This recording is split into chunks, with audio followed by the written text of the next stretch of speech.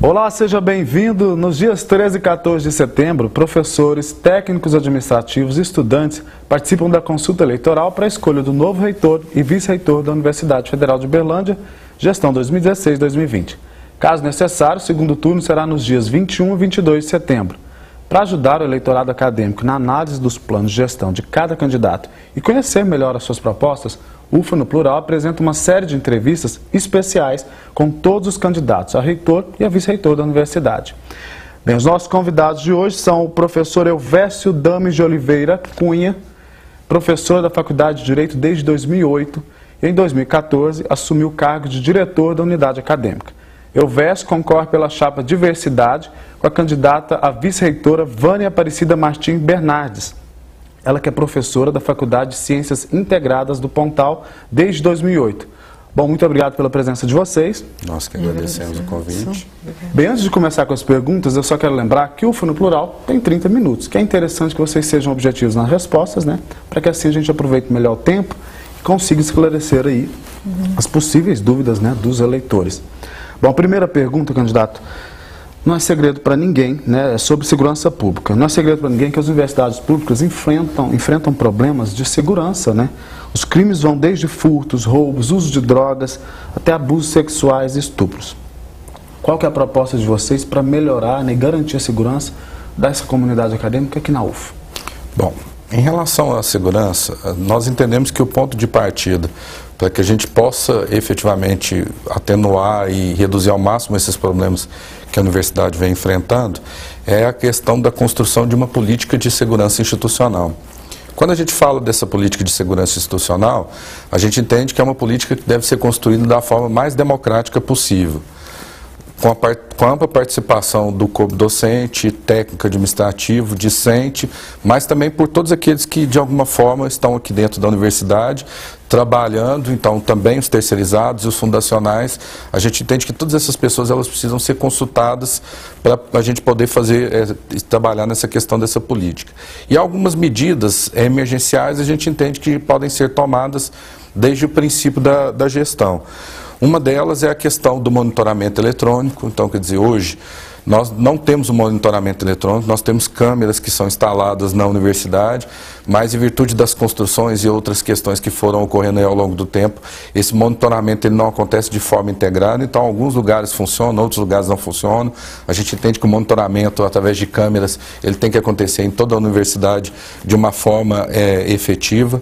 Outra questão que a gente tem colocado também é o fortalecimento da nossa divisão de vigilância. Hoje ela faz parte de uma diretoria dentro da prefeitura. A gente entende que a divisão ela se transforme numa diretoria de segurança institucional e que ela possa trabalhar de forma direta com o gabinete. A gente entende que esses passos têm que se encurtar, porque muitas vezes as ações em relação à segurança, elas têm que ser imediatas e não dá para a gente ficar preso numa burocracia institucional para isso ser realizado. Outro ponto que também temos colocado é a questão da mudança dos nossos contratos em relação à vigilância terceirizada. Hoje a gente faz muitas vezes as licitações, mas não há especificidades, ou a universidade não coloca aspectos que são fundamentais em relação à vamos dizer assim, às nossas atividades dentro das nossas características, essas questões não são trazidas. Assim como a gente também tem colocado como proposta em que pese parte das pessoas entenderem que os cargos já estariam extintos, mas é inclusive propor a realização de concursos na área da vigilância para que a gente possa novamente reconfigurar a nossa vigilância orgânica que tem sido reduzida ao longo do tempo aí, em processos de aposentadoria, por exemplo. Então, aqui a segunda pergunta é sobre educação. Bom, um lugar de novas ideias, né, pesquisas, projetos que contribuem não só para o meio acadêmico, mas para a cidade de Uberlândia, para o país e até para o mundo.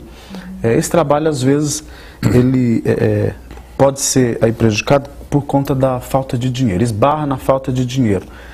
Mesmo assim, considerando esse cenário, vocês enxergam a possibilidade de criação de novos postos de emprego e até de ampliação de cursos na universidade?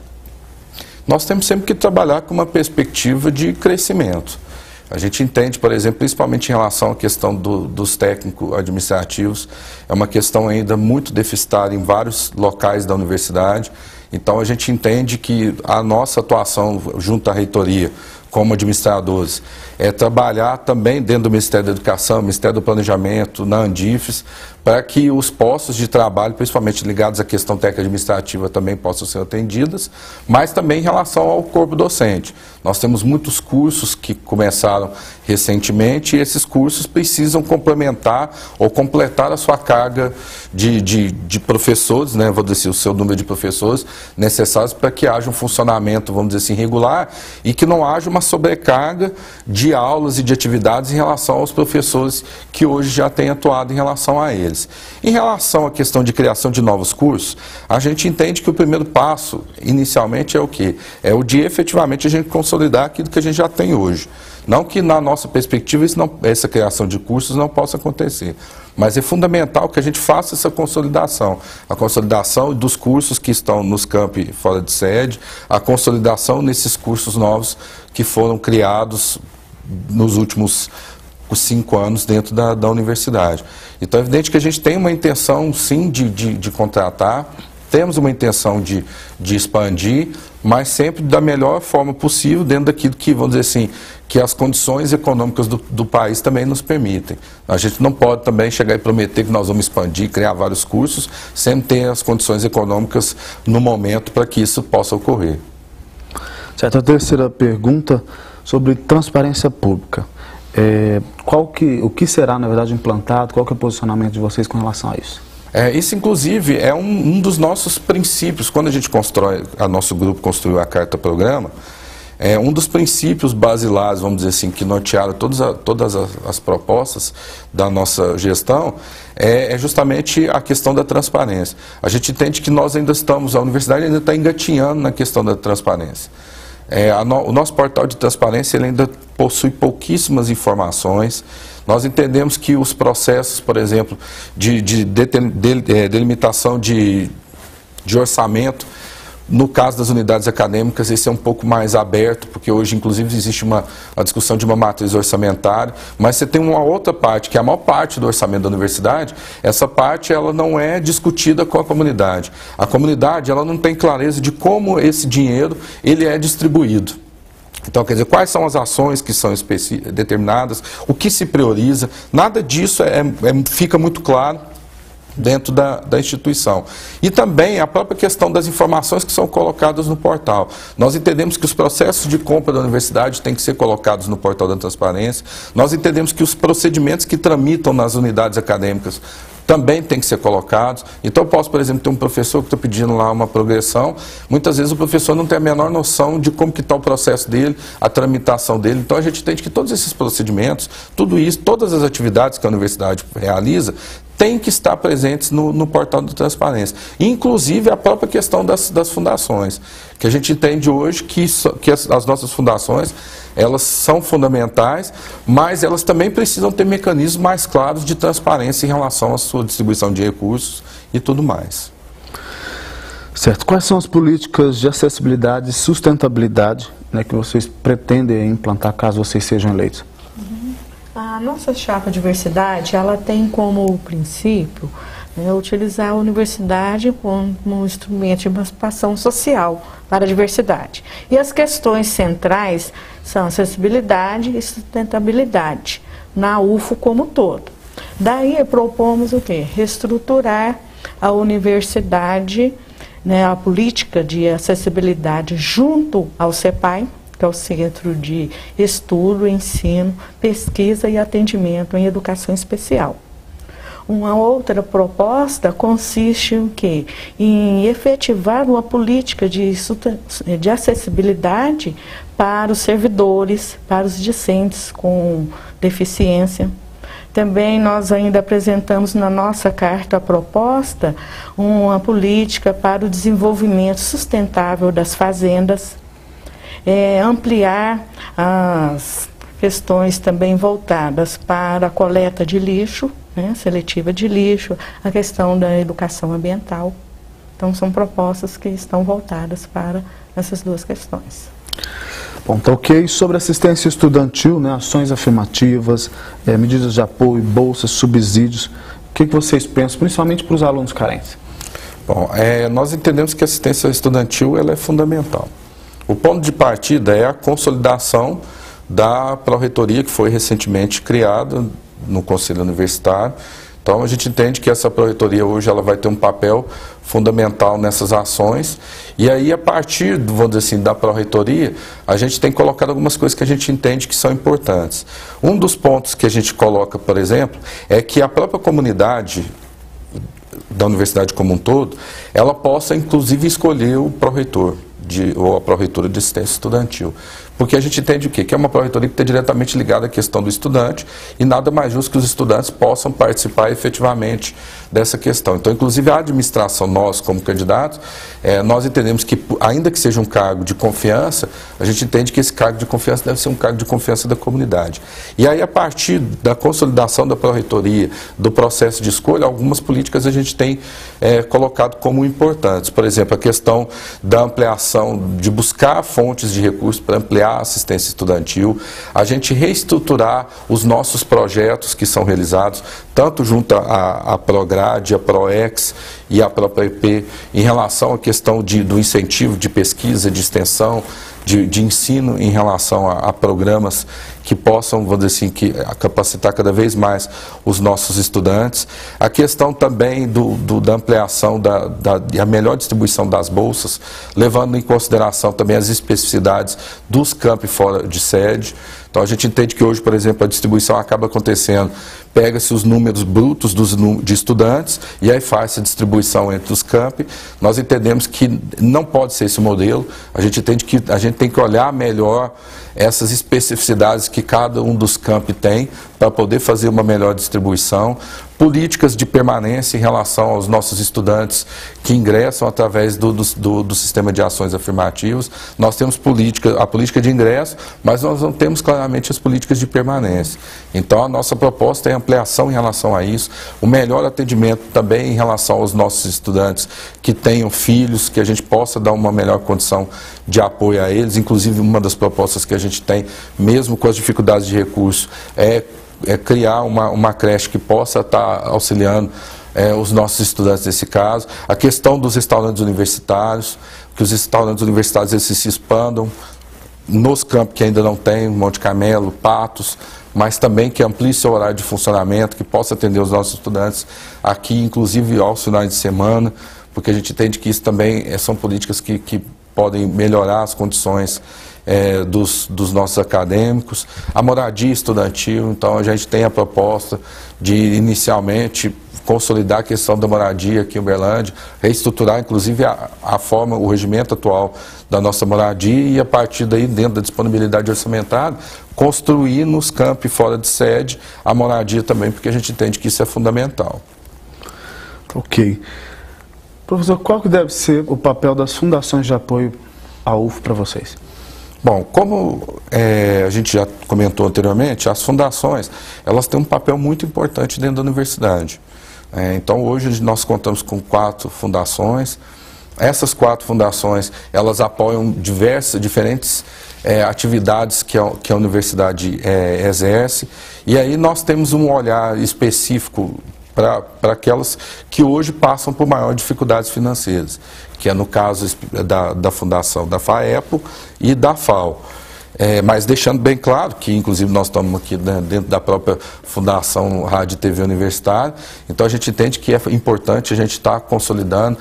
Nós precisamos atender algumas exigências, por exemplo, legais, que existem em relação à nossa consolidação como um meio de comunicação social público.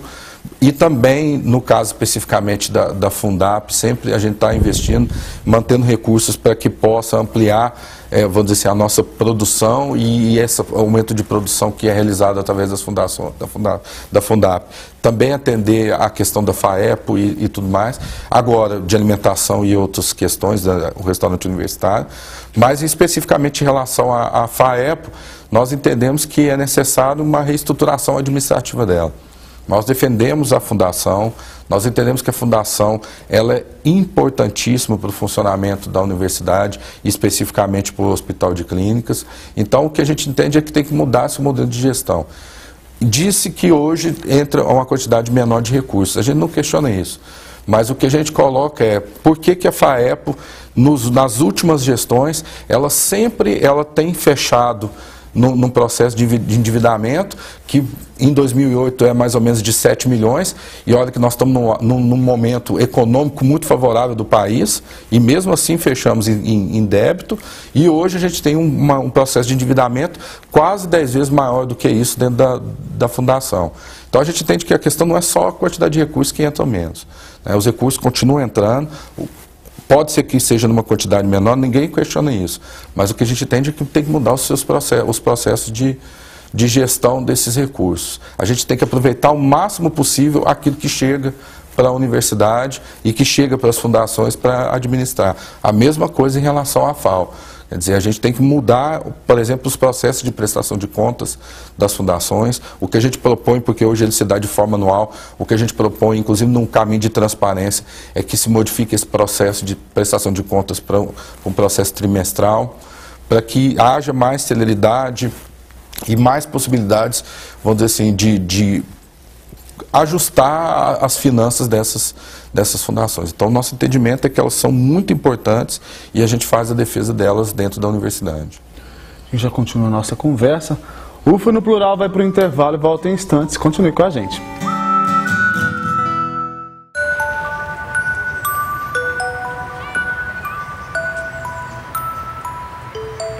Não é apenas na certidão de nascimento que um pai faz falta. O Poder Judiciário sabe o quanto é importante para um filho ter o nome e a presença de um pai. Por isso, o reconhecimento de paternidade foi simplificado e agora pode ser feito em qualquer cartório de registro civil. Pai presente, um reconhecimento que todo filho espera. Se a população brasileira tivesse uma voz, hoje ela seria assim. E essa seria a voz dos políticos que representam hoje essa mesma população. Nós, mulheres, somos mais da metade da população, mas ocupamos menos de 10% dos cargos políticos. Faça a nossa voz ser mais ouvida. Participe da política. A democracia agradece. Justiça Eleitoral, a justiça da democracia. E hoje estamos conversando com o candidato a reitor Elvésio Dames de Oliveira Cunha e a candidata a vice-reitora Vânia Aparecida Martins Bernardes. Bom, a próxima pergunta, candidatos, é sobre os campi fora aqui, né, de Uberlândia, que tem forma diferenciada de gestão, né? Como dar andamento a essas questões específicas, como a de Patos de Minas, Monte Carmelo e Tuiutaba, e integrá-los ao UFSED? A nossa chapa Diversidade entende e defende a ideia de que nós somos UFO. Os campos fora de sede são UFO. E para tal, seria um momento de propiciar condições de igualdade para o ensino, pesquisa e extensão dentro da universidade. E nesse sentido é que nós propomos em promover a autonomia dos campos fora de sede, a descentralização financeira e administrativa, promover eleições para todos os setores na UFA, inclusive para os diretores, né, dos campos fora de sede. Ainda colocamos como anseio a construção do restaurante universitário no campus Monte Carmelo e em Patos de Minas, a construção da moradia estudantil e ainda ampliar, né, e expandir a infraestrutura dos laboratórios, das bibliotecas e de outras unidades. Ok. Bom, em relação às medidas de inovação e tecnologia, né, quais são as propostas de vocês? Bom, a gente entende que essa questão tanto da ciência e tecnologia, nós estamos passando por um período de turbulência, vamos dizer assim, porque o governo interino, que está hoje na administração do país, decidiu por fazer uma junção com o Ministério das Comunicações, e a gente entende que esse é um momento muito complicado que nós temos passado. Mas, de qualquer maneira, a nível institucional, a gente tem algumas propostas, e também a nível, vamos dizer assim, de comunicação, vamos dizer assim, De vínculo com o externo, também a gente tem algumas questões que são colocadas. Uma delas, por exemplo, a nível interno, é a questão da agência Intelecto. Nós entendemos que a agência Intelecto ela tem um papel fundamental dentro da universidade.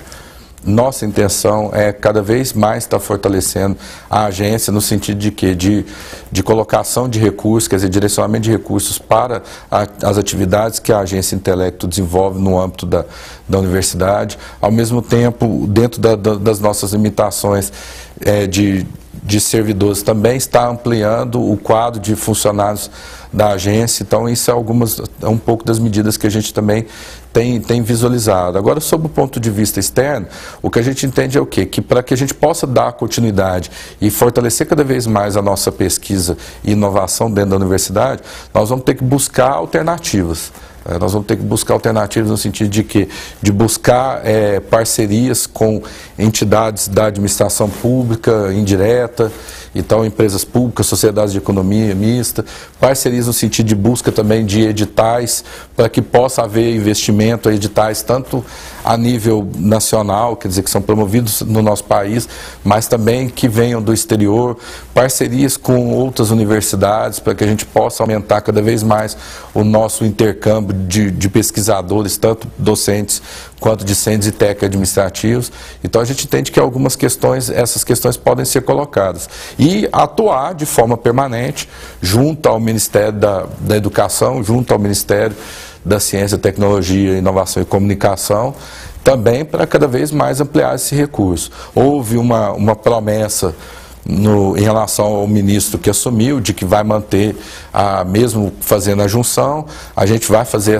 vamos dizer assim, essa intervenção. A gente entende que, inclusive, é importante dentro da universidade, isso é uma proposta que a gente tem, de criação de um comitê interno para que isso, vamos dizer assim, para que haja, vamos dizer assim, atividades no sentido de fortalecimento cada vez mais, um centro de tecnologia dentro da universidade, a gente também pretende implementar. Isso já está sendo discutido na atual gestão, mas não foi dado andamento em relação a esse centro tecnológico. A gente pretende investir que ele efetivamente funcione e amplie suas atividades.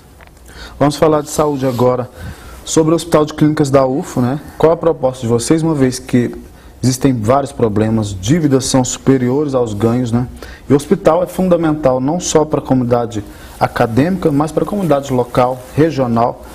Quais são as propostas de vocês? Bom, nós temos uma preocupação muito grande com a questão do Hospital de Clínicas. O Hospital de Clínicas, ele, dentro dos aparelhos que a universidade tem e que ela trabalha junto à sociedade, ele talvez, com certeza, ele é o mais importante, porque sempre é a referência maior que a população de Uberlândia e da região tem em relação à nossa universidade.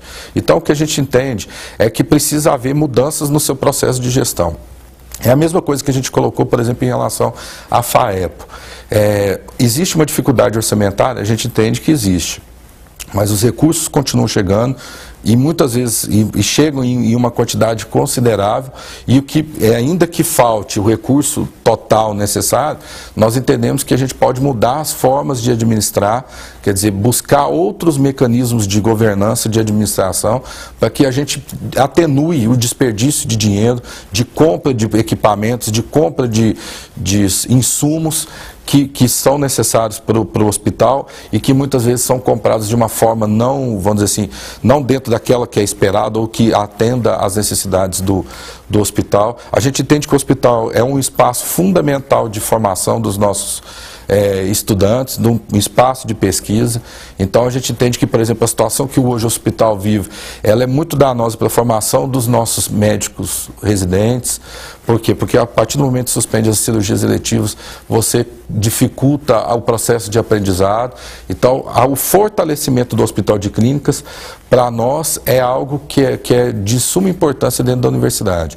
E dentro das ações a gente vai atuar buscando cada vez mais recursos, mas também um diálogo com as prefeituras, tanto a prefeitura de Uberlândia quanto as prefeituras da região, porque também nós vamos ter que mudar a nossa relação com essas redes. A gente tem a rede de saúde municipal, a rede de saúde regional, tem que mudar, vamos dizer assim, a nossa relação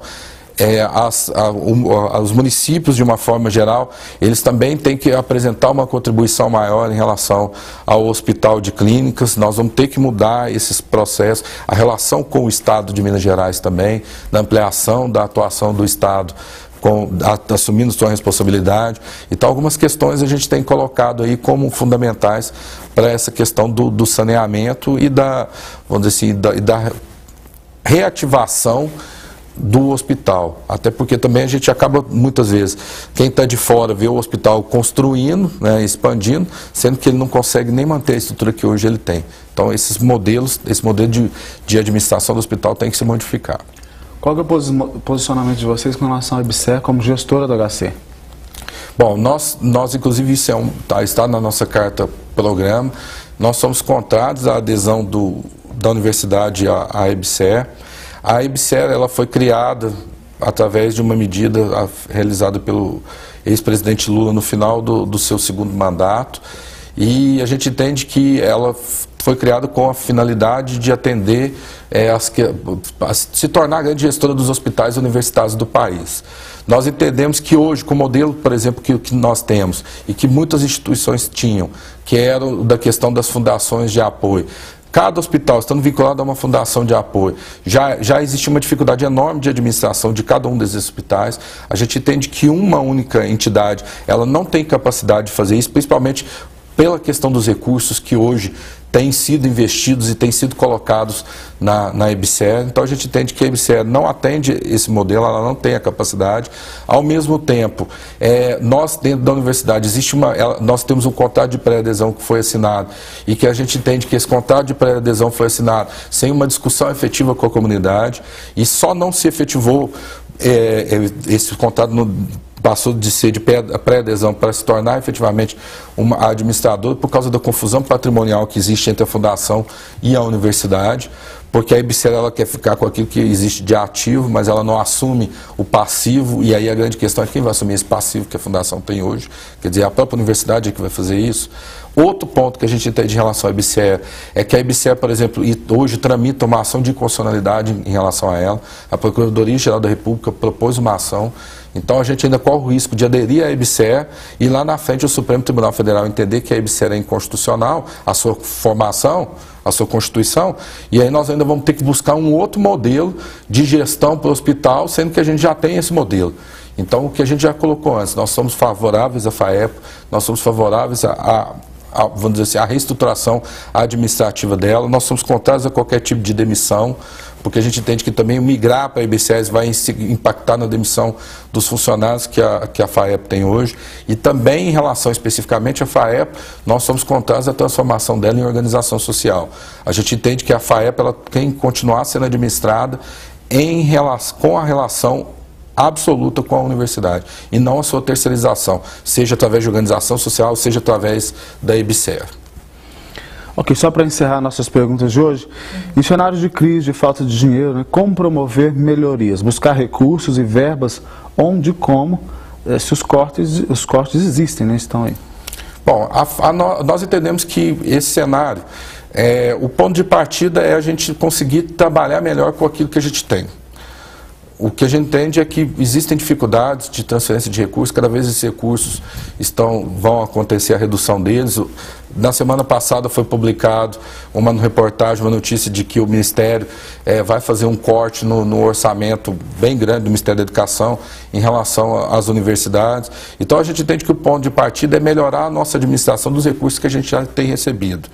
Além disso, o que a gente entende que pode ser feito? Nós vamos ter que buscar junto, tanto ao Ministério da Educação, ao Ministério do Planejamento, ao Ministério da Saúde, dentro das áreas especificamente que sejam envolvidas, para que a gente possa conseguir fazer gestões de buscar cada vez mais recursos. Mas a gente entende que além dessa atuação isolada que a universidade tem que ter, existe a necessidade, é imprescindível que a Andifes, como órgão representativo dos dirigentes das instituições federais, atue de uma forma mais efetiva nessa busca de recursos para as universidades como um todo. Nós não podemos ficar reféns dessas políticas que estão sendo colocadas para nós hoje. Então, quer dizer, nós temos que ter uma atuação mais combativa, uma atuação mais permanente na busca desses recursos. Então, nós vamos fazer vamos dizer assim, essas iniciativas todas, tanto de buscar como administradores, mas também junto à Andifes, que esses recursos cheguem dentro da universidade com um maior volume. Tá ok, nosso tempo acabou. Mais uma vez, muito obrigado pela presença de vocês. Obrigado também a você de casa pela audiência. O Fundo Plural volta na semana que vem. Eu te espero. Tchau.